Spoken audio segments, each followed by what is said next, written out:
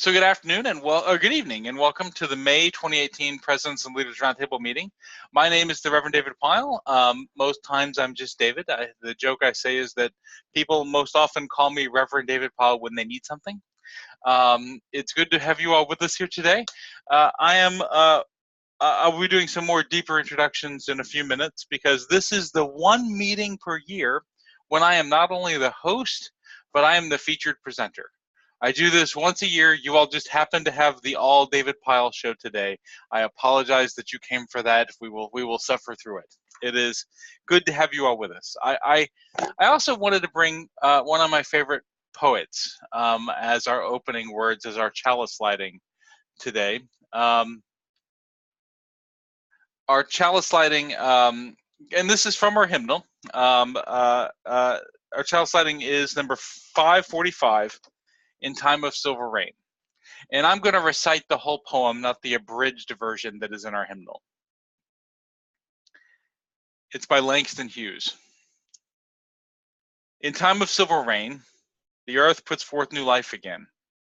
Green grasses grow and flowers lift their heads, and all over the plain the wonder spreads of life, of life, of life. In time of silver rain, the butterflies of silken wings to catch a rainbow's cry. And trees put forth new leaves to sing in joy beneath the sky, and down the roadway dancing boys and girls go singing too. In time of silver rain, when spring and life are new. So it's good to have you all with us here today as we have virtually lit our chalice. The purpose of this call, which we do every month, the fourth Wednesday of every month, from August till June, is to offer a regularly scheduled opportunity for congregational leaders to connect with UUA Central East Regional staff. Usually there's at least 2 or 3 members of the Central East Regional staff on this call. We have my colleague, the Reverend Dr. Hope Johnson, is also with us today. We'll do that introduction in a few minutes.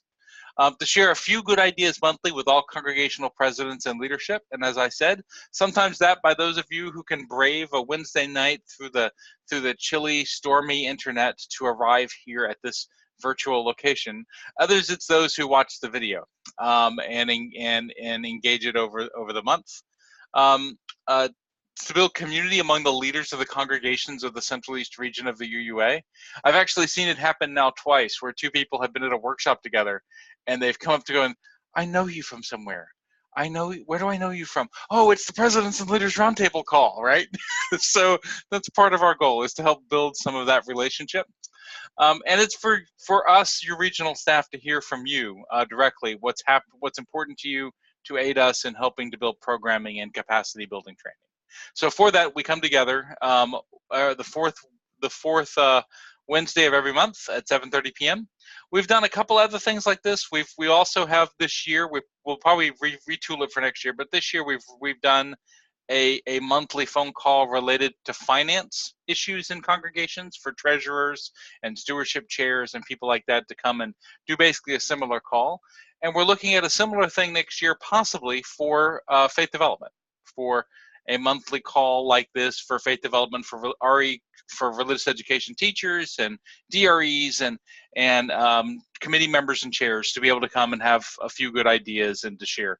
This is one of the tools that we've been working with fairly successfully, I think, over this last year. And thank you all for being part of the experiment. So our agenda for today is the chalice lighting welcoming. We did. The purpose of this call. We'll introduce our featured staff person who I hope arrives here. His name is the Reverend David Pyle. Once again, this is the weird month where I'm both the host and the featured presenter. We'll also talk about mention other UUA staff that are here. We'll spend a little time on 2 resources from the UUA, both of which I'm really excited about, and we'll talk about them. This month, we picked 2 resources that the UUA offers that we highlight every month. This month, the 2 resources are the brand new congregational board member training that's a part of the UU Leader Lab. And we're going to take a look at that you can use to provide as a resource for training new board members in your congregation. I chose this month to highlight that one because this is a time period where a lot of new board members are beginning to feel their way into their roles. So we'll highlight that resource. The other resource, because we're coming to the beginning of summer fire season and summer hurricane season and all kinds of other stuff, is the UUA's Disaster Response and Resources. And we'll talk about that just so that you all are aware of it. Then the featured presentation today is on committees on ministry, and we'll spend about 20-25 minutes with that. And then we just want to talk about later the question for me to be asking you, and for us to have conversation about, what does your congregation's committee on ministry or its equivalent do? And I say or its equivalent because one of the beauties of Unitarian Universalist congregations is we name things whatever in the world we want to. You know, on the committee, on the shared committee on the ministry to the whole, right? I mean, so it may not be a committee on ministry, but you're going to hear the descriptions, and we're going to ask how your congregation manages those needs and those responsibilities in a congregation. And then we'll have some closing words. And my goal is to have this meeting done by 9 o'clock every night at the latest. Sometimes we finish a little early. We will not go past 9, in significant part because I have to go watch Rachel Maddow. So it's great to have you all here. So before we do this, though, I'm going to take us off the share screen. And I am going to, so that we can see each other, and I'm going to unmute everybody. All right, and now I'm going to ask the question, because it would take a while to go around to everybody. I do this by state, kind of a state roll call. So who is here from Maryland? Anybody here from Maryland? Heather Millar from Annapolis. Wonderful. Anybody here from Virginia? Yay. Annie Simpson, UUCR. Wonderful. We have people here from Virginia. Where in Virginia? Reston. And Leesburg in Loudoun County. And Leesburg out in Loudoun County. Wonderful. Anybody here from Washington, D.C.? Not today. Anybody here from New Jersey? Delaware? Where are all the Delaware people today? The Delaware people are usually always on this call. Where are the Delaware people?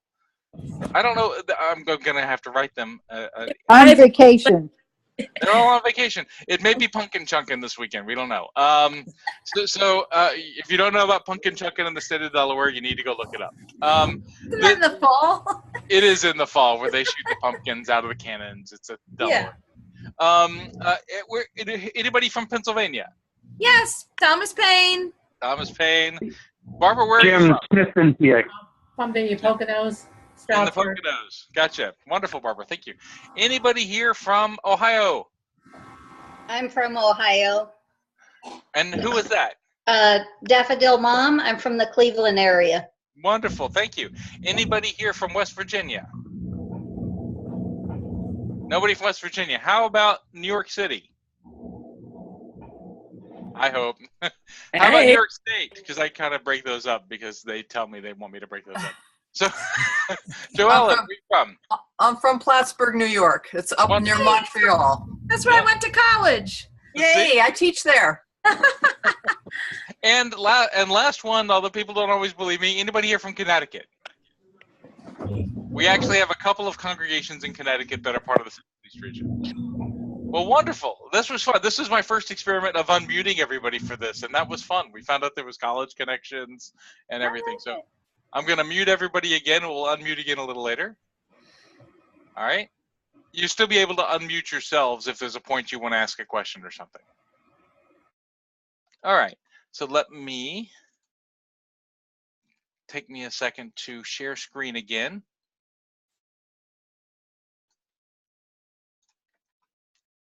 Which I don't know why I just did that, because I'm going to, I'm going to unshare screen.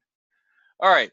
So you don't need to see the introducing the staff for us to introduce the staff. We can just do that. So why don't Hope, would you be willing to tell a little bit about yourself, what your role is on the UUA staff, and you know, where you live and where you serve?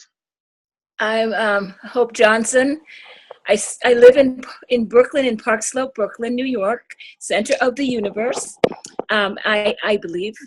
I serve as minister to our congregation in Garden City, Long Island, New York, but I also proudly serve as a congregational consultant.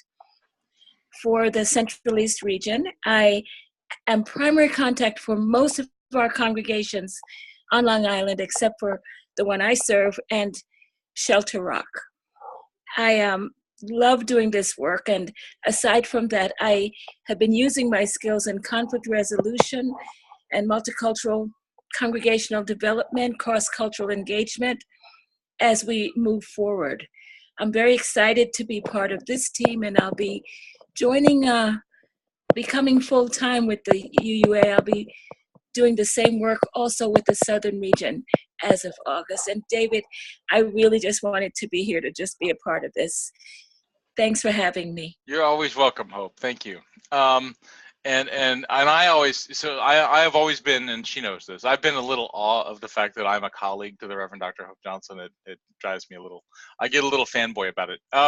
So who am I? So my name is David Pyle. I'm a member of your Central East Regional staff. I am full-time. I have served, I'm doing a little deeper check-in than we normally do because I'm the feature presenter this year. I've served congregations as a minister. I've served congregations in Illinois, Michigan, and Southern California. As a church administrator, I served congregations in Texas prior to going to seminary. I have been on the UUA staff now for this iteration for 4 years. However, I was prior to coming back to the UUA staff, I served for 2 years as a consultant on the Central Midwest District staff.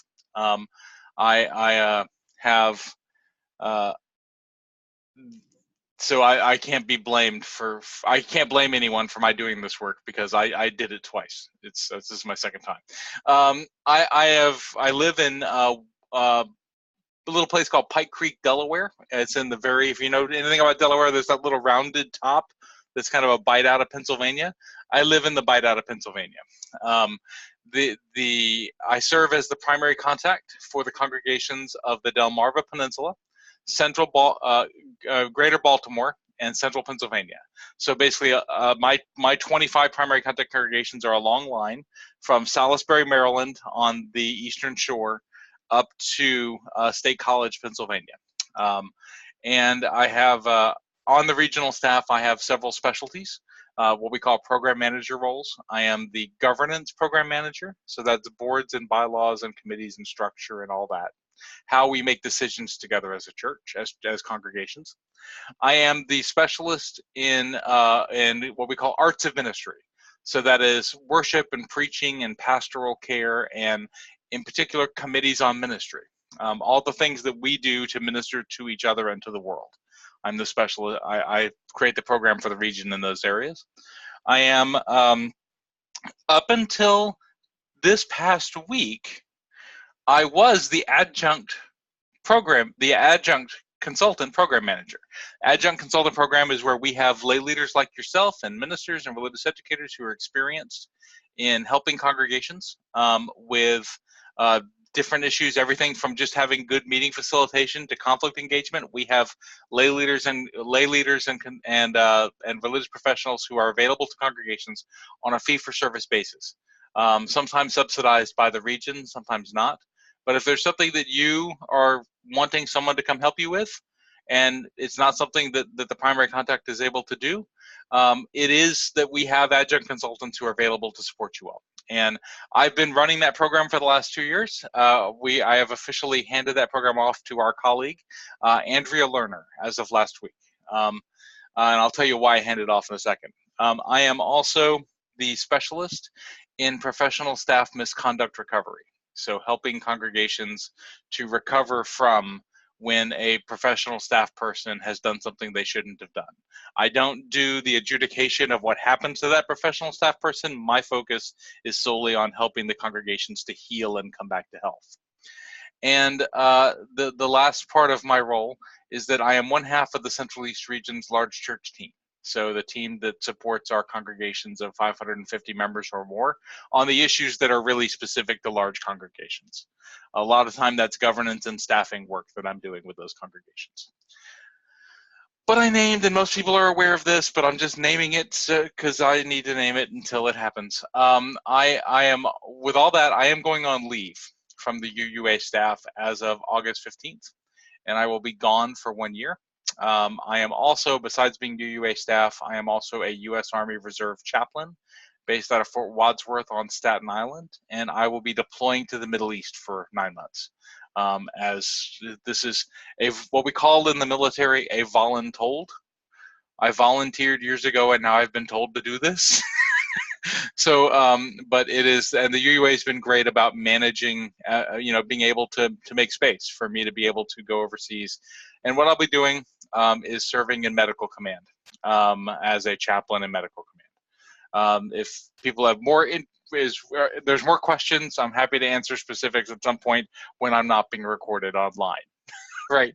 But I'll be going on leave from the UUA staff on August 15th. So it's great to meet you all. I'm going to go back. Any questions about me? We usually do this. Anything anyone wants to ask about me as a member of your Central East Regional staff? I will say that the UUA has identified and made an offer that has been accepted to someone for my role for the year that I'm going to be gone. I cannot yet say who that person is. It'll be announced in the next couple of days, I think. But I will tell you, I think it's a great idea. I love who they've hired, who they've chosen to offer the interim position to. So it's someone that any worries I had about whether or not you all would be well served went away the moment I found out who it was. So I am very happy. Any questions for me about me and my role on your regional staff? I have one question. Sure. You have hinted that there is someone taking your place. I was just wondering, is it someone who's already at UUA, or is it a minister that is moving to UUA for this year? Well, let's back up one step and say there is no requirement that the members of our team be ministers. Matter of fact, the majority of the members of our team, I think it's close. I think it's 50-50 or something in our team. Are not ministers. We have quite a few religious educators. We have people who are other consultants. We try and have a balance that they're not all ministers in the role.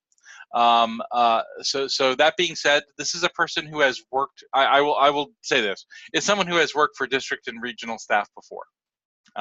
So they bring in a level of experience. Does that make sense?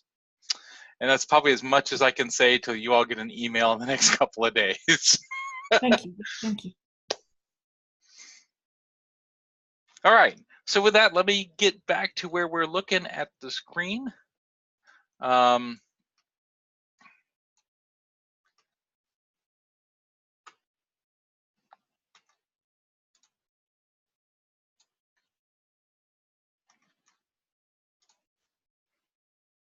right, can you all see the PowerPoint again? Yes, good, all right. So I do this, we have this little thing, I put this up here when we started this President's Leaders Roundtable meeting. Every month I would go and walk everybody through the upcoming events on the Central East Regional calendar, and I decided that was pedantic, so I've stopped doing that. But I do still have this slide in here where I say there is a calendar, and you all can go there and see what upcoming events are. There's actually several different calendars. One of them is the overall events calendar of programs that we offer for your congregations. The webinars will be up there, other in-person events. There's just a webinar calendar that is up there. There's a new calendar that we've just started in the last couple months due to our new events coordinator, Amy Kent. If there is a congregational event that you are interested in having on UUA.org, on a calendar on UUA.org, because you want other congregations to come and participate in your congregational event, we now have a way to do that. And so there is 2 meetings back, Amy Kent came and gave an entire Presidents and Leaders Roundtable meeting discussion on how to get your events on UUA.org. So I will point that back to you. If you don't want to do that, you can always just send the event or send an email to your primary contact. Everybody raise your hand if you know who your primary contact is. All right, yay. So send an email to your primary contact and they can get you to the right form and everything to be able to do that. But just to say, please take a look at the events calendar. I'm not gonna walk us through it today. So I have 2 key resources for today. And I'm actually going to do something I don't always do. I'm going to come out of the PowerPoint in a minute. I'm going to show you both of these resources so that you see them on UUA.org. The first one is the Congregational Board Member Training. Now, last month we had Reverend Renee Rahutsky came and debuted about a week before it went public the new UUA Leader Lab. A little Leader Lab. Who on this call has ever seen the UUA's worship web, where Reverend Erica Hewitt has collected all kinds of worship resources into a searchable index and made it something that is just really useful? Well, we decided that why didn't we do that with all of our leadership resources that have been created and scattered all over different district and regional websites and all kinds of places. So Reverend Jonathan Kwan and Reverend Renee Rahutsky and a team spent about a year curating, collecting, collating, and creating a whole new set of UUA leadership resources. And it's called the Leader Lab. There's articles by yours truly up there. There's videos, there's webinars, there's all kinds of stuff that if you have something that you are struggling with and want to know what resources may be available, all you have to do is go to the Leader Lab and in the search tool, click in what it is, and those resources will come up that you can engage with.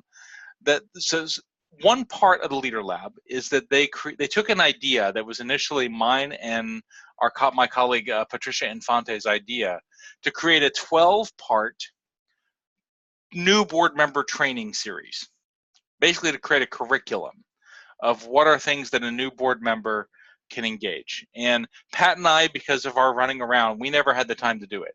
So they took our idea and they made it real. And it is on in board member training. I'm going to show it to you in a minute.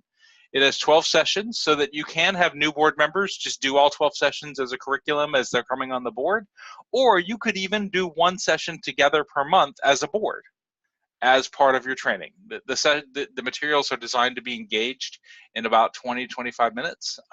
So they're meant to be kind of a micro learning experience. Mix of video resources and written resources. And some of the major topics. There's a whole section on what is the purpose of a board. That's 2 modules on what is the purpose of a board. It includes stuff like board documentation, like bylaws and how they are and what they work. What is a board's role? Section on boards as spiritual leaders, because people bring in nonprofit board experience quite often, but they don't necessarily bring those nonprofit boards or academic boards don't bring in the spiritual leadership component of being the board member of a religious community. In our tradition, it's not the ministers who are the religious leaders in the community. It's those elected by the congregation. The boards as change agents. So there's adaptive leadership materials and understanding the cycles and processes of change in congregations. Healthy communication, which is a fascinating piece about how boards often have to communicate difficult things to their congregations, and how do you do that well? So there's a whole section on that. Fiduciary responsibilities, protecting and managing and using the resources of the congregation to fulfill the mission. And that really looks at fiduciary as larger than finances. And clarifying board roles, understanding all the different pieces within boards. So I'm going to take us off share screen for just a second while I show you all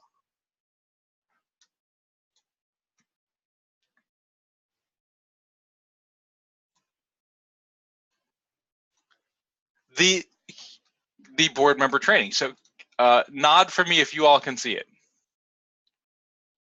Can you all see the what? You can't see the website. Well, that's because I need to share screen again. There we go. Now you all should be able to see it. So this is the website that is the part of Leader Lab. So it's one section of Leader Lab.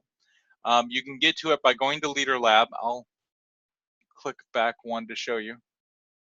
You can get to it by going to the Leader Lab on UUA.org, which looks like this, and clicking down to the first big box here that's by itself called Board Member Training.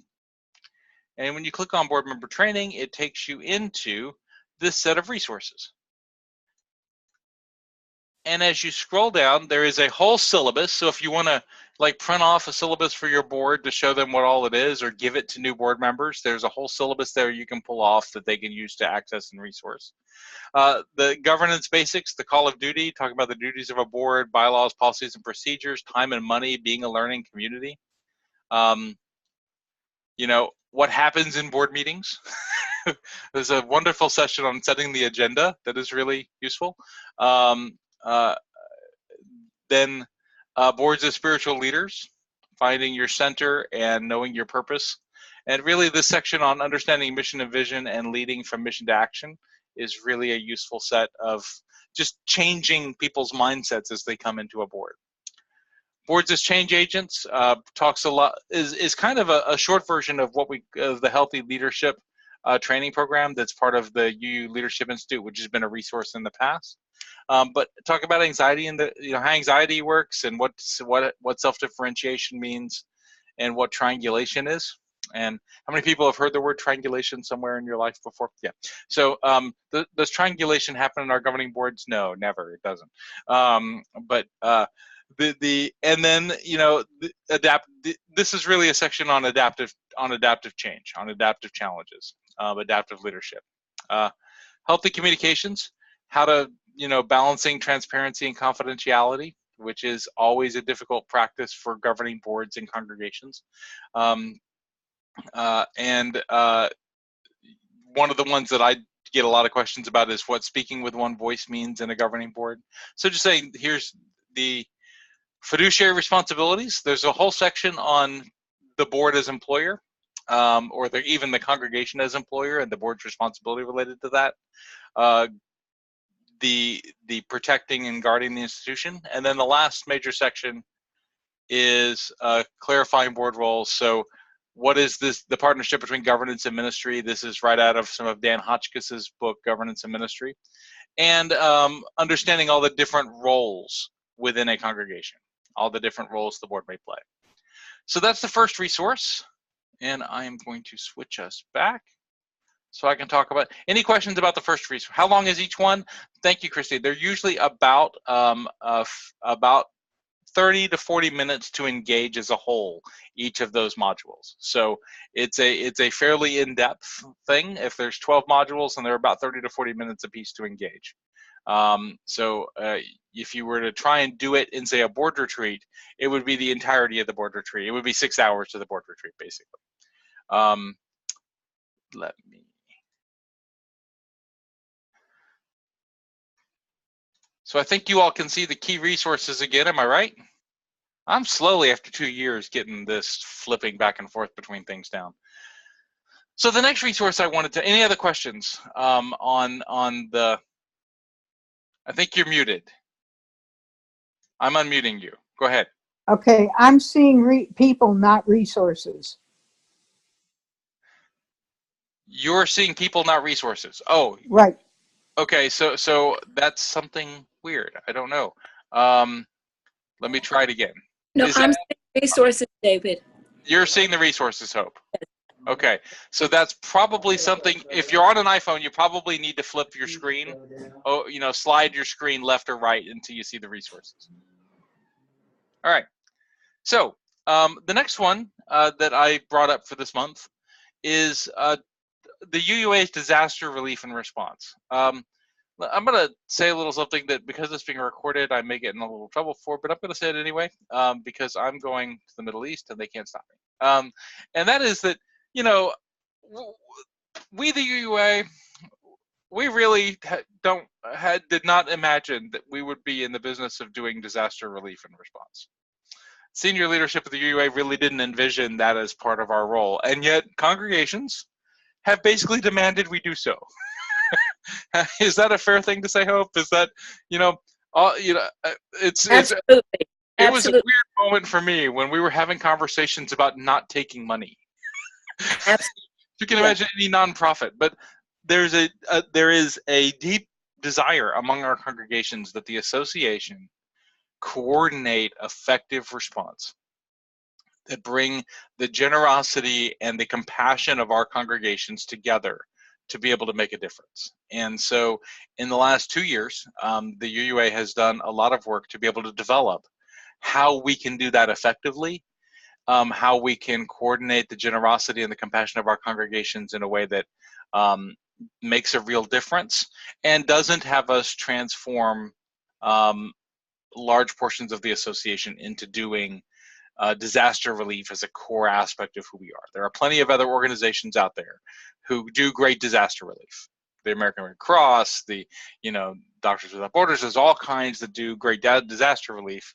That's not who we are. So but how do we do that? So this is the program, the UUA's Disaster Relief and Response Program, of which I serve on the committee that manages that program as an additional thing that I do within the UUA. It provides support to congregations who have been affected by natural or man-made disasters. So the first level is, our congregations are in the path of hurricanes, and when they have insurance, that insurance doesn't necessarily cover everything.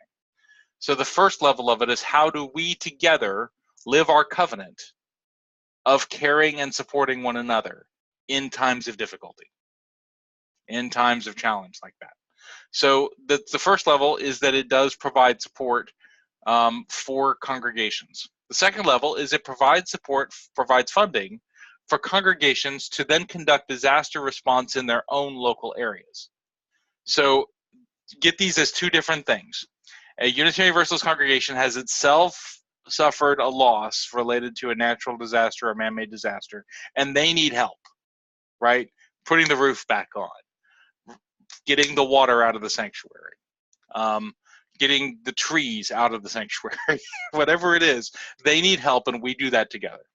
The second level is a congregation is in a community that has needs, and the congregation, we support the congregation by providing funding from national level donations from across the country that the congregation will use to make a difference in their local community.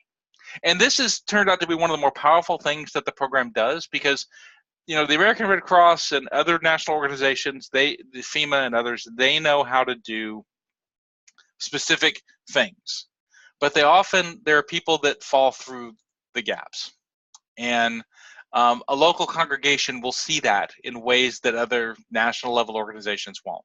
We found it really powerful to be able to give, and in one case, to be able to give, I think it's, I don't have the number in front of me, but it's several tens of thousands of dollars to our congregation in Ventura, California, and to help people who have suffered losses due to the fires that happened earlier this year and the mudslides that followed. To give funding to some of our congregations in the Houston area to be able to help people directly who had suffered personal losses in the hurricanes, right? So the two levels that I want you to grasp that our program does: one, it provides resources to congregations who themselves have suffered some kind of a loss. And two, it provides resources to congregations who then can use those resources to make a real difference in their local community. And one of the most powerful things is that allows that local congregation to really build their own credibility and relationship within that community in a time of disaster and crisis. That they're able to, I used to serve as a minister for that congregation in Ventura, California.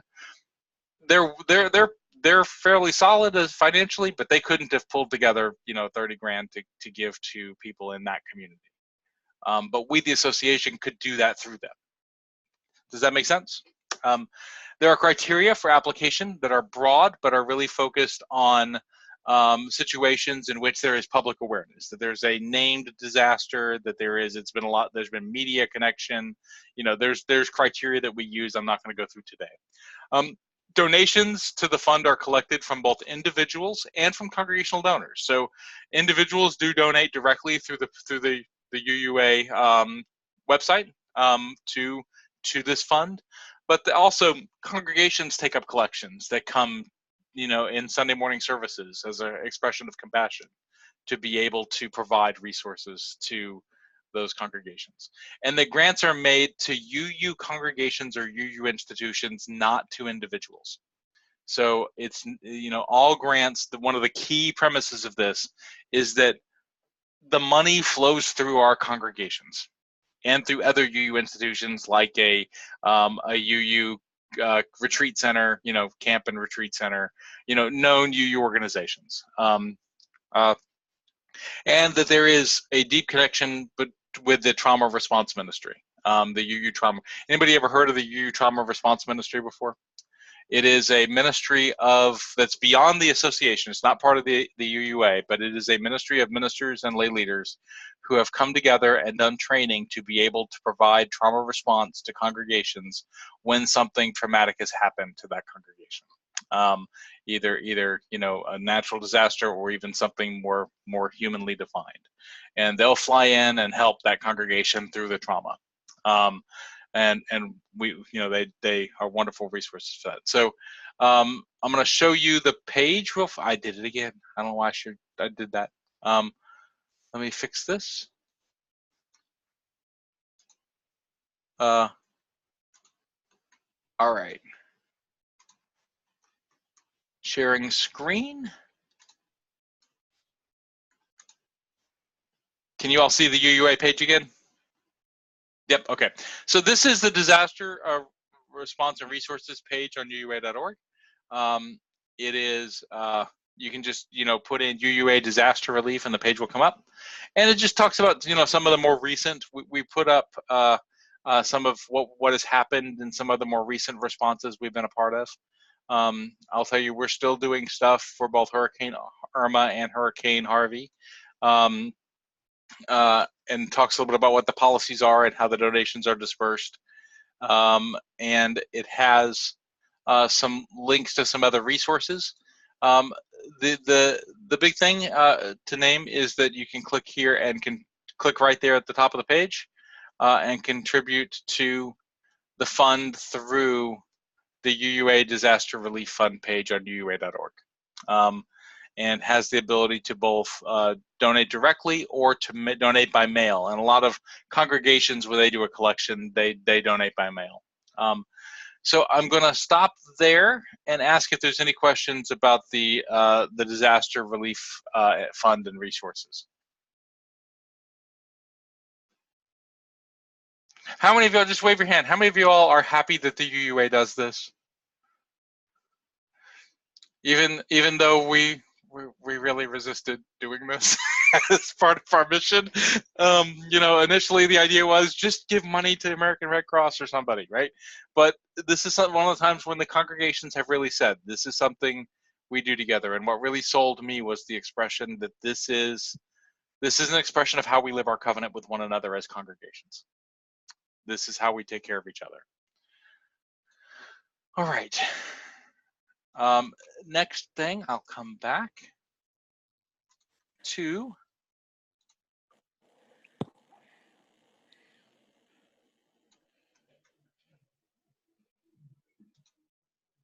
I don't know. Okay. Why am I? Oh, I know what I'm doing. You can ask a And question. I'm sure, yeah, please, Hope. My question is, where does this, what you just described, end and the UU Service Committee begin? Because I know we're working closely, the UUA and the UU Service Committee, and in many ways we overlap. So can you just explain to everyone where one stops, the other starts, and how we're working together? Yep, and Hope, I think the last part answers that question, but how I wish there were clear lines of responsibility and division within the Unitarian Universalist Association and the broader UU movement. I mean, so really it's a working together. Where the line as it is best understood is that this program works through our congregations, and the UUSC works directly. Right, so that that's really the line. The UUSC does donations to, receives donations for disaster relief as well, and they use that for the UUSC's programming in response to disasters.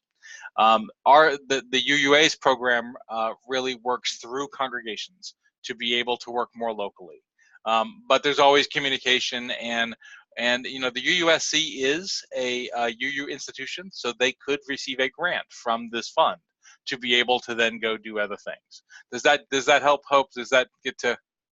Yep. It helped. I just also wanted our dear colleagues and friends on the call to also Yep. understand that distinction. And just to say, in case they missed it, that the UUSC has a new president, Mary Catherine Moore. Yep. Who is leaving the UUA as the director of stewardship and development to go to serve as the new CEO and executive director of the UUSC. So, you know, that's so. Mary Catherine Moore is still involved in this. Her role has just changed a little bit. So with that, normally at this point, I get to introduce somebody else, and we get this moment of shifting gears and language and everything. Unless there's any other questions related to disaster relief. Everybody take a deep breath with me. And so now I get to be your future presenter today. And this is a presentation that I've done in person, individually for congregations as they're in the process of thinking about forming a committee on ministry. But I wanted to talk a bit about it. And there is an article on the Leader Lab that talks about some of the same material. So you have it in this presentation. It'll also be available to you when we record this and put the recording out probably tomorrow. But I also want to say that this is a something that also exists as an article that you could print and share. It's about a 3-page article on forming a committee on ministry. So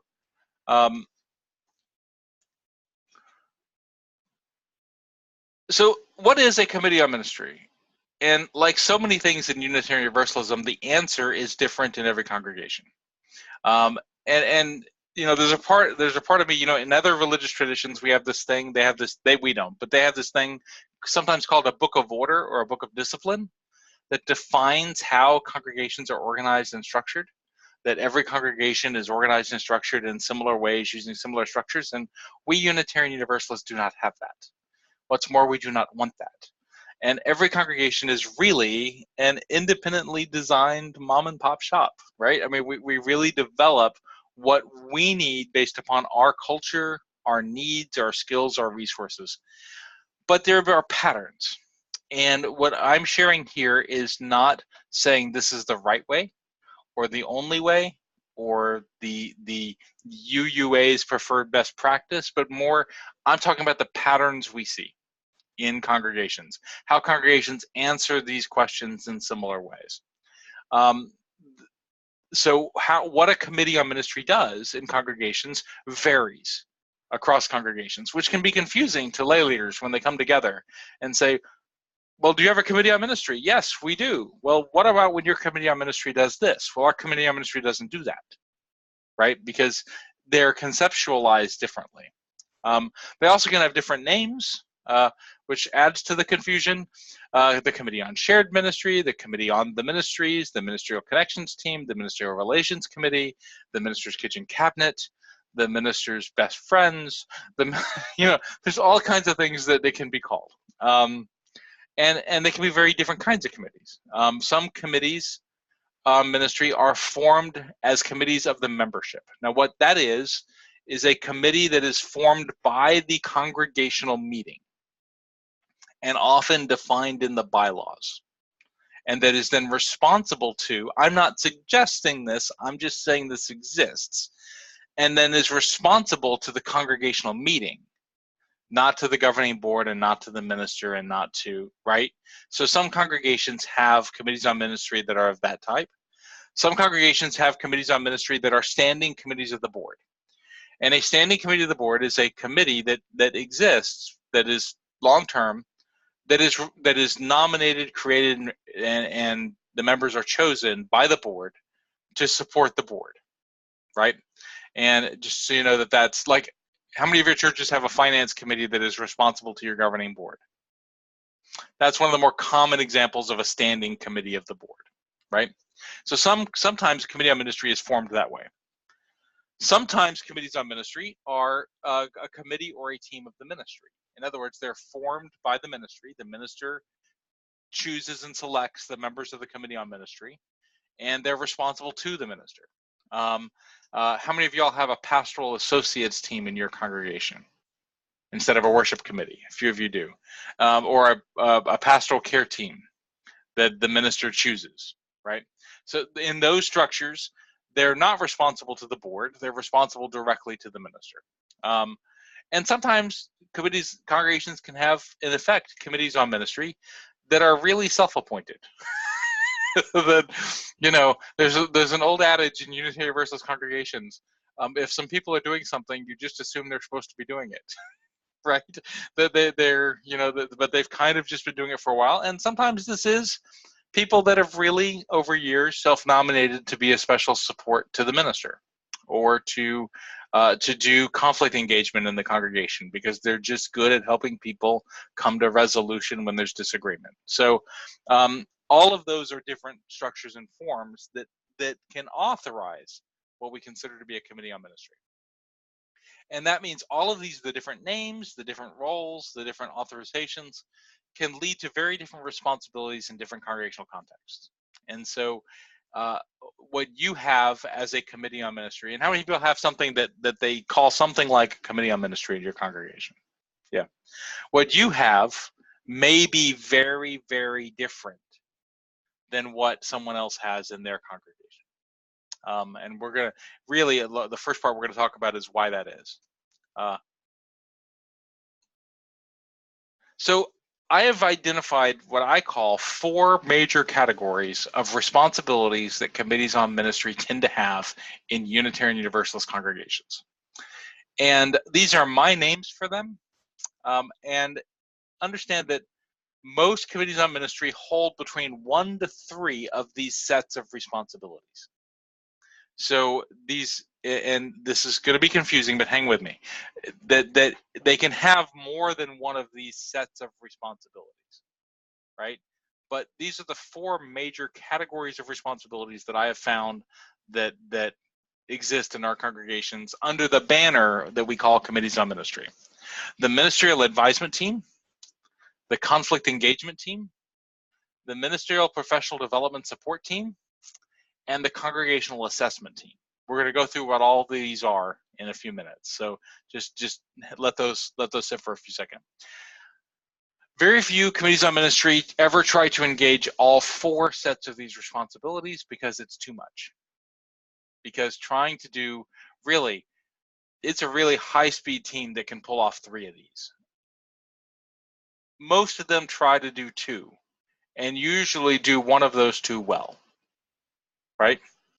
I think 2 is the goal for most committees on ministry, is to choose 2 of these areas to focus their efforts in, and some really high-speed ones manage to do 3. But I've never seen one successfully manage all 4. And so one of the things is, as a congregation, if you believe that all 4 of these are necessary for healthy and vital functioning, then whatever the committee on ministry is not doing, you have to find that to be somewhere else in your system, right?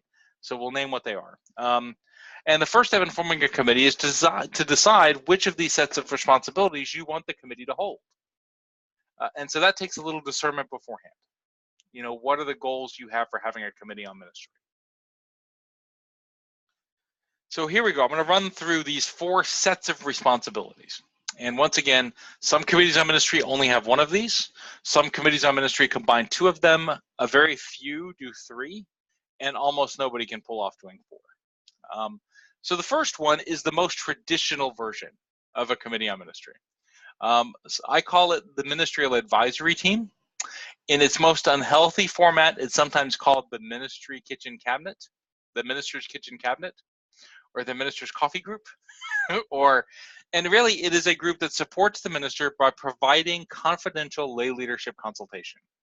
In other words, it's a group of people that the minister has a relationship with, whereby they can both lay out ideas and get good feedback about how those ideas are likely to play and rest in the congregation. It's a group that brings a level of institutional wisdom that the minister themselves may not have. It is they help the minister process through congregational situations, bring that institutional wisdom, and they highlight challenges that they may see in the ministry in a collaborative and supportive way. So in every ministry I've had until serving in this one, I've had a committee on ministry. and that was in this vein. There was a ministerial advisory team. And I'll tell the story. You know, there was a time period when some other things were happening in my life, and I really started to kind of phone in my sermons. I mean, not literally. I didn't call them in from home, but I wasn't putting my normal effort, the study, the research. I was just off my game. And it was my, committee on ministry functioning as the ministerial advisory team that was able to sit down with me in our monthly meeting and say, David, last 3 sermons, not up to your usual standards. What's up? And have that difficult conversation with me in a confidential way that I was able to reflect back, okay, this is, and I was able to, because we built relationship, I was able to engage that in a non-defensive way. I was able to let that, let that critique rest and pay attention to it. And also, they helped me strategize for what I needed to do to get back on my game. And this is vital for many ministers and congregations to have a team that can play this role. And I find that it's useful that this be a formal thing that the congregation has some ownership of, that the board has some say as who is doing this, and not just the 2 or 3 people that the minister has coffee with once a month or every couple of weeks, right? Not that it's done in a way that is formal and out and publicly accountable, right? And so this is one of the things that is going to happen naturally if it doesn't happen intentionally. The minister will, almost all ministers, hopefully, will go and find some people in the congregation who can give them this kind of feedback. Doing this through the committee on ministry makes it formal. Any questions about this set of responsibilities for committee on ministry? All right. So the next one is the conflict engagement team, and Hope, this one is right up your lane. This is a team who have done in this set of responsibilities. The committee on ministry has done some training, has done some preparation in how to help congregations do good conflict engagement. Now, I believe that, and this is a set line, so you're going to hear it. Think about Unitarian Universalist congregations. We invite people to bring their deepest values, their principles, their deep connections into these religious communities. And then we do not require they agree on much of anything else. I believe that doing conflict well is the central spiritual practice of Unitarian Universalism. Mm-hmm. That how we live, how we be in community when we do not agree is where our faith is most needed, where it's deepest practice, where I think we have something to offer the world. So one of the lessons I've learned about good conflict engagement in congregations, doing it is, well, 2 lessons really. The first one is engage early and often. That the more if you build up muscle memory for how to engage small conflicts, you then know how to do that when larger conflicts arise, right? Yeah. And that a congregation that builds up a culture of doing good conflict engagement, of bringing people together when there's disagreement, they are much more resilient when it comes to times when the conflicts are larger. The second thing I know is that good conflict engagement has to be intentional and takes people doing it with that intentionality and with some skill. Mm-hmm. And so the idea behind these committees on ministry is that you have a team that is specifically focused on being able to help the congregation to engage conflict when conflict occurs. Either engage it one-on-one, when 2 people are fighting over the placement. This happened to me about a month ago, so I'm still traumatized. The placement of the green sanctuary table versus the equal exchange table, and which of those justice implications was the higher priority to be near the door. Or, which when you engage at that level and have a team that does that well, they're then building up the muscle memory for when the conflict is larger, when the conflict is the minister's not preaching good sermons anymore, right? Like I was for a little while. They develop and implement proactive process to engage congregational conflicts, provide structure and support to congregation members during congregational conflicts, calls people back into covenant and right relations and love, and works with outside conflict consultants such as Reverend Dr. Hope Johnson and myself when consultation support is needed. And this is the big thing. When I come in, I can't speak for Hope, but I'll speak for myself. When I come in to do conflict engagement with a congregation, 9 times out of 10, I don't have any deep relationships with the people that are most often engaged in the conflict. I need some people in that congregation who already have those relationships, who've been intentional about having those relationships. And so having a team like this in a congregation makes me a whole lot more effective in engaging the congregation in helping the congregation to engage the conflict, because I can leverage their individual relationships with the people that are involved. You know, when I come in, I'm just the outside UUA that's you know, doesn't understand and is, you know, trying to dictate something. It's much better when I'm able to work with people who already have the trust of the congregation. Does that make sense? So the next one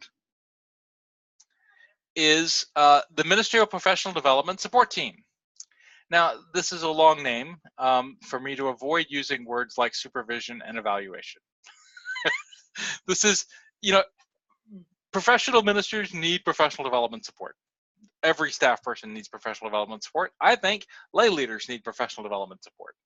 But ministers in particular need to be able to have a team that is helping them to do good formal professional development of their skills as a minister.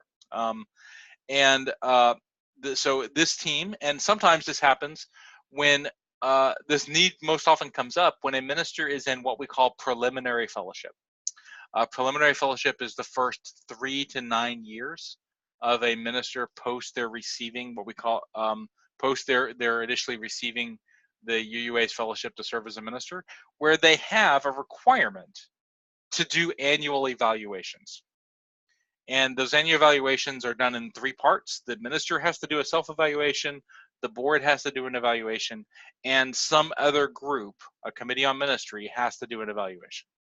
And so sometimes congregations build the team because of this responsibility. We do the preliminary fellowship, which then after 3 to 9 years turns into what we call final fellowship. Understand that Reverend Hope and I are both ministers in final fellowship. And final fellowship, the rough thing for me to explain it, it's basically tenure as a way to grasp it, right? So in that process of a minister getting tenure, getting final fellowship, there is a mentoring process that goes with it, but there's also this annual evaluation process. And however, I think all ministers, even those of us in final fellowship, need to have continued professional development support. And so a team that is doing that with us once a year is one of the things congregations have committees on ministry do. I will do an ad here to say there is a wonderful resource created by the Unitarian Universalist Ministers Association to do good professional development support for congregations, for ministers, and for congregations. It's called Fulfilling the Call. You can get it from the UUA bookstore, or you can get it for free from the UUMA website as a PDF. But just to say, Fulfilling the Call is a great resource to be able to do that. And since it's coming from the UU Ministers Association, the ministers have in essence already agreed to it. So your minister may vary, right? But so it fulfills those responsibilities to provide regular and structured feedback to the minister on performance based upon healthy congregational engagement. You get what this role is, right? All right. The last one is called the Congregational Assessment Team, and this is the basic premise behind this is to have a team in your congregation who is looking at how the congregation's ministries are going, and providing assessment to the board and to other leaders for how well things are going in the congregation or where they're not. When I teach strategic board workshops, I say that this is a board responsibility to do annual assessment of different aspects of your congregational ministry, but the board sometimes delegates that to somebody. to be able to look at how well, and when I teach this, I teach just to pick a couple of areas a year that you're going to do deeper study on. But it researches how the congregation conducts their ministries and programming and provides regular assessment and analysis to the board, minister, and congregation. So those are the 4 areas. Any questions on them? Are they clear? You get the basic sets of responsibilities? And once again, remember, some committees on ministry do 1, quite a few do 2, a few do 3, and nobody pulls off 4. David, Yes. is this information in more detail somewhere? There is an article that I've written on the Leader Lab that you can put Committee on Ministry in the Leader Lab, and you can pull that up. Okay. Thank you. Yep. So what are some of the common combinations? Remember I said that people do 1, sometimes they do 2, rarely they do 3. What are some of the most common combinations? The most common one is the Ministerial Advisory Team and the Ministerial Professional Development Support Team. So the group of people that are providing that informal support to the minister and also do the annual evaluation process, right? That's the most common collection of these 2 responsibilities. The next most common is the Ministerial Professional Development Support Team and the Congregational Assessment Team. And you can see how those 2 could go together, right? If you're assessing the overall ministries and functioning and operations of the congregation, then you also are able to do that professional development support. But they're not doing the monthly or weekly meeting with the minister to be able to help process how the ministry is going. The next most common is the Ministerial Advisory Team and the Conflict Engagement Team model. So they're still doing that regular meeting with the minister of informal processing, but they also do the conflict engagement process in the congregation. I've also seen the Ministerial Advisory Team and the Congregational Assessment Team, although that's pretty rare. And when they do that, the minister is involved in helping to do the assessment, right? So they're doing the informal communication, and then the minister and the team is doing assessment of congregational programming. And the last is the conflict engagement team and the conflict assessment team that I've seen.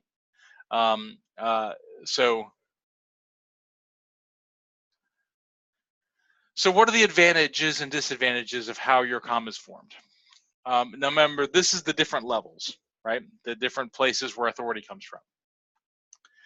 The advantage of having your committee on ministry be formed as a committee of the membership, so in other words, in the bylaws. I can't believe I just said there's an advantage to that. It's almost always a terrible idea, but here it is. It's accountable to the whole congregation, which I find the congregational meeting to be the least effective way to hold anyone accountable, because they meet once or twice a year. It's a committee of the whole. It's really not a good practice of accountability. They are elected by the membership, which can become a challenge when you're trying to build a good team. Elections are not always the best way to build a team that can work well together, which is also why I don't recommend electing search committees. They report only when there is a congregational meeting, and it's difficult to change their responsibilities because it's written in the bylaws, right? So they couldn't switch from being one of those 4 sets of responsibilities to another one because it's written in the bylaws. So I don't really, you can tell, I'm not a big fan of them being committees of the membership. Standing board committees, they're formed by board policy, so responsibilities can be modified by a vote of the board. That's pretty easy. They're appointed by the board, often with ministerial consent, and therefore accountable to the governing board. And the board can appoint a team that will work together with the minister, and they're accountable through the board. I find the most effective ones are often this type, the standing board committee. The committee or team of the ministry. This one, the best benefit is that the minister builds a team that will work best with them. The minister really chooses people to be able to engage with them well. But the focus will be on the support that the minister needs at that particular time. So they're really, these teams tend to be really minister needs centric.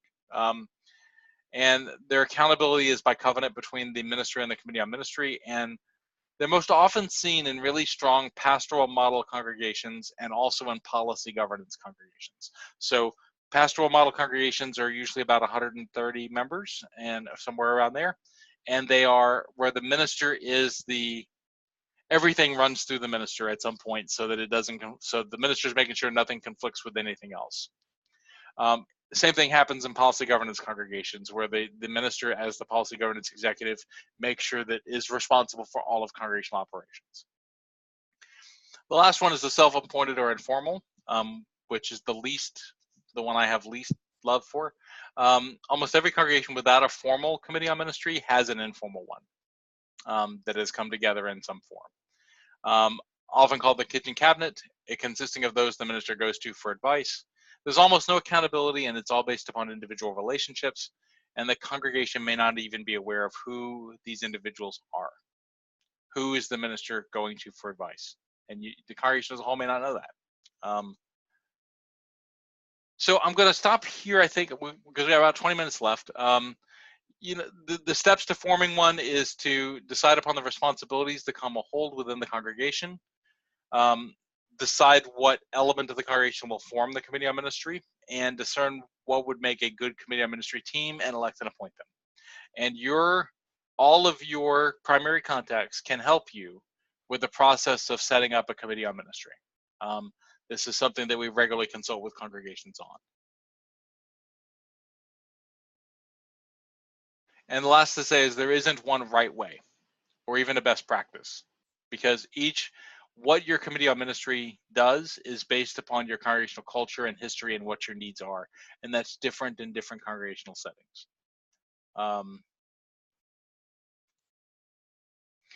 And so I'm going to take us off share screen and ask if there's any questions before we open up to conversation. And I'm going to unmute everybody, I think. Let me see if I can remember how to do that.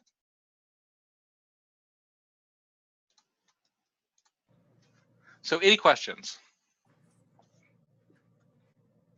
Everybody unmuted. All right. I am discovering that at our congregation, well, we're just getting a minister in about 3 weeks. Wow. So we've been lay-led for a million years. And we're very excited about Nicolene coming. So we're delighted. Can't wait. Congratulations. Thank you. So I want to swing back to the beginning of the presentation, or actually, I think it was actually from an Joella, article. before you go on, can you tell everybody which congregation you're with? Oh, okay. I'm at the UU Fellowship of Plattsburgh, New York. We have a membership of about something in the low 80s, I would say. And we'll do that at the beginning. Each time you talk, just say which congregation you're with. So go ahead, Joe, Ellen. So there's this article on that, we've been looking at as we're thinking about a committee on ministry. But we've actually, and I notice on the first page of this printout from the UUA, it talks about a newer model of the committee on ministry, and a quote, which focuses on all aspects of the congregation's ministry, including professional leadership, plus music, social justice, religious education, pastoral care, and so on. So this helps the congregation make sure that all its ministries are serving its mission and vision. We actually established probably in 2011 or 12 a council on shared ministry. So we have a COSM. Before, no minister. So we've been talking about our congregation's ministry to each other. And what we're now trying to envision is, now that Nicolene Guerrier is coming on board, and we'll be conferring with Evan, our local regional touch point person. How does this committee on ministry differ from the council, which is larger? And it sounds like the fourth prong that you listed might be what we're already doing. Yep, and I think from I know the article of which you speak, and it was designed to be that fourth prong, right? Okay. And so the big piece is what you add, and it sounds like I think I know the minister that's coming, and I think they're in preliminary fellowship, so you may have to add that professional development support piece to that, and you may also, the minister may need that kind of. It may be that you decide that the minister has a team, a small team of 2 or 3 people who are also their ministerial advisory team, right? If the council is larger than that, there may be, so that's the, but I think the fourth section I'm talking about is what that article, the committee on the shared ministry model is talking Yeah, about. so I think we'll probably, that's a very successful model for us. I think we'll probably just leave that alone and form something that deals with the other three prongs. I mean, she'll be present at our meetings, but we can now focus on maybe two of those other prongs and just leave the fourth one alone. That sounds like a great idea to me. Okay. So thank you. Any other, so how does Committee on Ministry work in your congregation? And if there's a question for me that comes in the middle of that, we'll deal with that too. So how does this work? Jenna? So Jenna Korf, I'm in Leesburg, Virginia, and it sounds like we have a very similar size to Joellen. We're at 88 members right now. And we only recently formed a Committee on Ministry because we have a new minister. We've had her for a year, and she's staying on for another year, hopefully more than that. Who is, yes, yeah, she's wonderful. She's in preliminary fellowship, so she needs to have a Committee on Ministry. And the challenge for us, and I don't know if this is true just because of our size, I mean, there's a lot of overlap because there's only so many people who are willing and able to serve as leaders in various things, and we have a lot of committees. And so the people who have served on the Committee on Ministry and who might serve in the future are either, you know, chairs of other committees or married, you know, everybody's married to each other across the committees and the board. And so I think it's challenging for it to be the confidential piece. You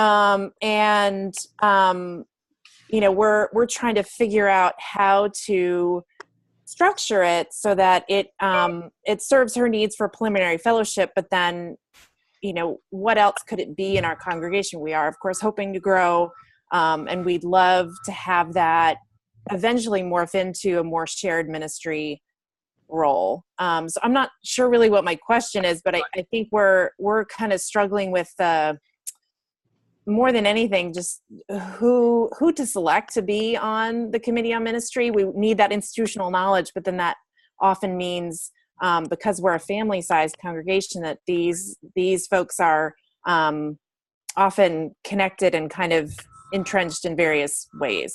I don't know. Does that make sense? It does. And you're naming the big challenge of trying to do confidential, you know, some form of and I want to take a second here to say the difference between confidentiality and secrecy. Mm-hmm. Confidentiality is to provide the necessary room for people to do good work. Secrecy is about power. Mm-hmm. Right? And so you know, the secrecy is about someone having more power in the system than somebody else. So providing the confidentiality in family model congregations where kind of everybody knows everything, and you know, I, in my role as a Committee on Ministry, may know something that I, in my role as a worship associate, probably shouldn't be aware of, right? And holding that is one of the difficulties of smaller congregations. And the key there is really what I do when I talk about this with ministers is I coach them to be aware of using their confidentiality lightly, and to be clear when confidentiality is really needed. You know, I tell you, it was a larger congregation. I was serving a 260 member congregation, but you know, when I made the decision to leave that congregation to join the UUA staff, my Committee on Ministry knew it first, and they knew it a week and a half, 2 weeks out. And so I had to be really clear with them. I'm going to tell you all something that I need you to be close hold on. I'm going to tell you because we need to talk about it. I need your advice for how we do this. Mm-hmm.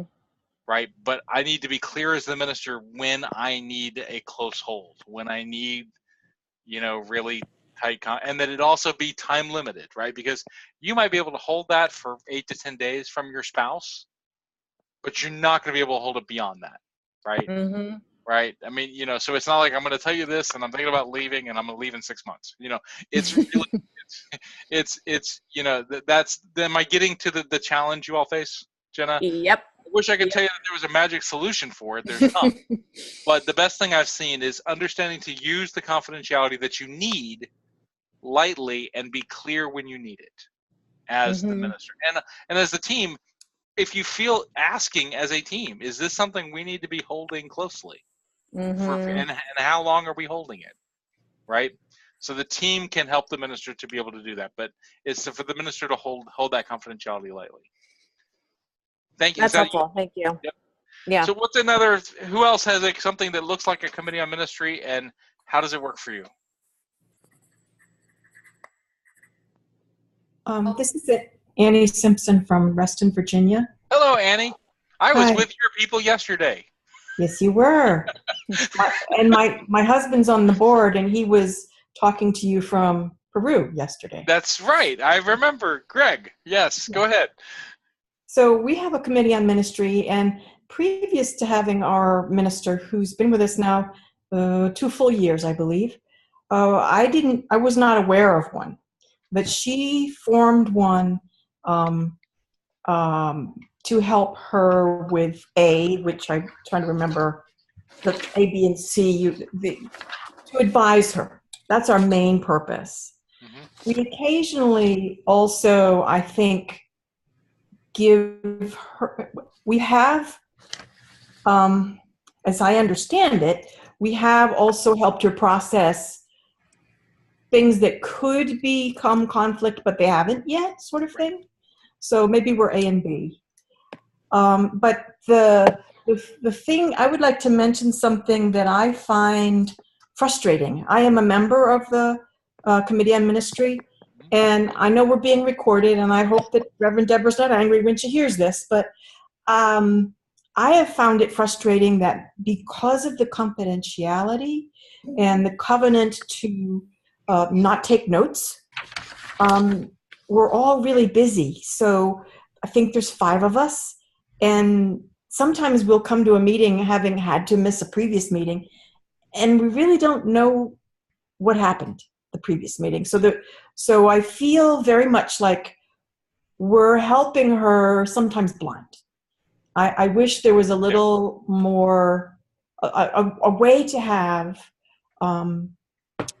be a supporting body and have more continuity with ongoing items that have been discussed. Well, thank you, Annie. And you know, some committees on ministry have that the not taking notes, and some don't.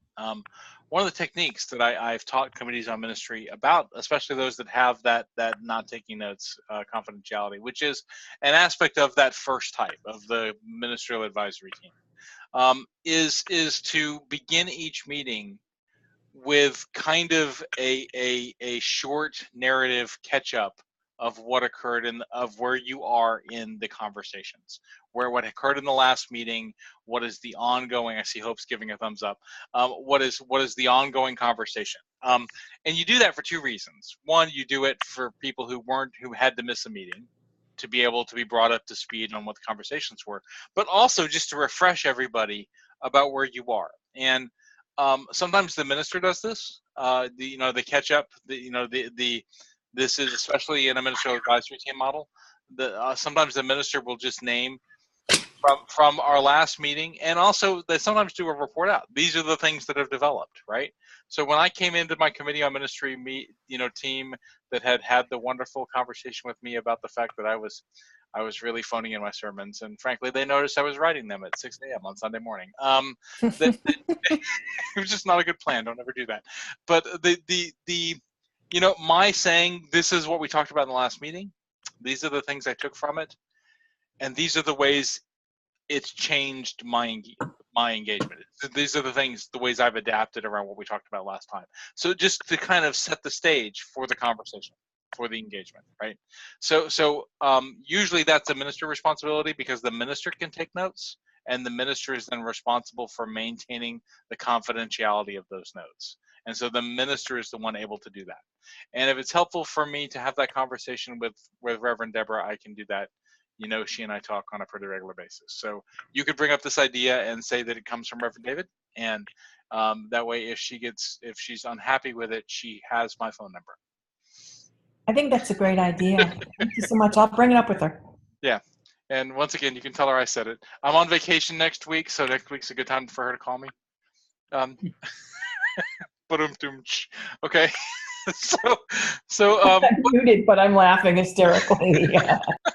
so who else has a committee on ministry in their congregation? Christine? I'd like to share. This has been very interesting because you get perspective of what other places are like. Ours has been with us as long as I've been a member, so we've had one a long time, and it is a board. They report to the board.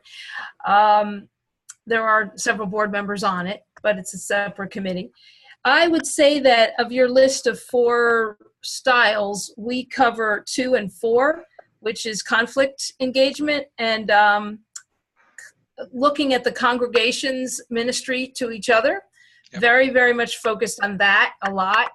And then conflict resolution when it comes up, when conflict happens, or we have a disruptive person, or there's a problem between 2 people. They are definitely the ones that we go to, and they do a great job of managing those couple things over the last few years that have come up. So that was interesting to kind of assess where we fall on that spectrum. And the other things, I don't know if they do the other things. You have to ask one of them. But I don't see it really as something where they are the minister advisor. I don't even know if he attends all the meetings or any of them unless he's asked to be part of it. It's very organized, lay-led, and it's very much about the ministry between the members and not so much what the minister's doing. I mean, if there was a conflict or an issue, they would be a liaison between them. I'm sure that would be part of their role too, though that hasn't occurred because we've been so happy with our minister and so sad that he's leaving. I know. He's leaving. Tell everybody which congregation you were, Christine. Oh, yeah, I forgot. I was going to remember that too. Thomas Paine, Unitarian Universalist Fellowship. We're just outside Collegeville in Montgomery County, Pennsylvania, outside Philadelphia. We have about 72 members, and our longtime minister, Reverend Bryant Brown, is leaving after 9 years with us. He's retiring, so we are in search for a new minister, and it's a stressful time, but good, exciting too. Well, and you name clearly that different congregations really have different styles of what they call committees on ministry, and I could not highlight that better than some of the styles we've heard here today. Right? I mean, your all's is clearly, and I know, I know you all a bit. It's clearly that one and that type 2 and type 4. But what I'm seeing is that with a new minister in place, we may have different needs. I mean, there may be a reason to change up how we've been doing things for years. And we need to be open to that. Specifically, if we have somebody who's a newer minister, we're going to have to do this evaluation. We sort of did it. The board would evaluate informally and basically say, we love you, everything's great. But, do a little bit of an evaluation and bring up any issues that there were. But it wasn't anything that was required. So we'll have to look at that. The board was saying in Collegeville, we love you, everything's great, don't ever retire. But Brian didn't listen, right? So we tried. So we had enough time for maybe one more person to share? Change is good too. Change is good too. Mm-hmm. Is there someone else who wants to share?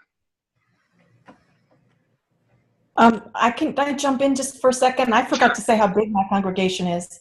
Right. We've put on 90 members in the last 18 months. So I think we're 250 now. 260, something like that. Yeah, Reston is growing fast. What's your secret? I am doing my best. There's lots of things. So we won't go down that route. But I will say that as I said in the meeting with the board the other night, I am doing my best to defend you all from the curse of the breakthrough congregation. Two secrets are the political situation. Yep. People are going to church again, and the other is we have an excellent minister. Yep, you all really have a wonderful minister. You're also in one of the suburbs of Washington, D.C. And, I don't know, did the new Metro stop make a difference? Maybe, I don't know. Maybe, because y'all got the new Metro stop out there in Reston. So we do. Well, so I want to bring us to a close. This has been a great conversation. I'm glad you all were here tonight. For those of you who were not here, look at the great conversation you all missed. And you all can come. Next month will be, once again, fourth Wednesday. we're going to do this, I don't remember, I usually have the exact date, but I'll send it out in the email. Next month will be in June. We always do the same program, which is, it is the Wednesday after General Assembly. And we will have one of the members of the Central East Regional staff who has gone to General Assembly this year come and report to all of the presidents and everybody on their experience of what occurred at General Assembly. Often that's me, but I'm not going to General Assembly this year for the first time in, I think, about 6 or 7 years. I'm still gonna be able to engage, because that week I'm gonna sit at home and watch it all online. So if anybody just know you could be an online delegate for General Assembly. There is still time for that. And if you're interested in that, reach out to your primary contact. We've also got a webinar coming up on how to be an online delegate and preparing for being an online delegate at General Assembly in Kansas City. And some congregations have even gone so far, and I did this once and it was great, to take some of the major events from General Assembly and simulcast them at your congregation. So like the Ware lecture, the Wednesday evening worship, some congregations, this is harder to do, but some congregations try and simulcast the Sunday morning worship. I don't think that'll work this year, but it's Joellen saying they've done that. But just so you know, I'm going to be, and I'll close with this. I chose to do online, to attend GA online this year, because I remember a few years ago there was a time period that I just couldn't go. And you know, when I'm at GA, what am I doing? I'm not paying attention to what's happening in General Assembly. I'm wandering around talking to all my friends, right? I'm seeing people I went to seminary with. I'm wandering the hallways. I'm doing my spiritual practice of riding escalators for fun. And I learned more about the association and our religious movement the one time before that I was an online delegate than I have any of the 10 or 12 times I was in person to General Assembly. And so I've decided this year, in part because I am going on leave from the UUA, I want to pay attention this year. And I know I won't pay attention if I'm there. So I'll be an online delegate this year, and I'll be participating in the online chat room and everything. And so I hope to see you all there. As if you're not going anybody going physically to General Assembly this year? A few people are. Hope, are you going this year? Hope I am. But I will be hanging out in the online delegate. I won't be a delegate because I'm UUA staff. I'm not allowed to be a delegate, but I'll be hanging out in the online systems. So I look forward to seeing you all next month, where we talk about what happens at General Assembly. And I'm going to have us leave with a closing reading to extinguish our chalice. This is number 589. It's titled Peace. Peace means the beginning of a new world. It means that nations are friends.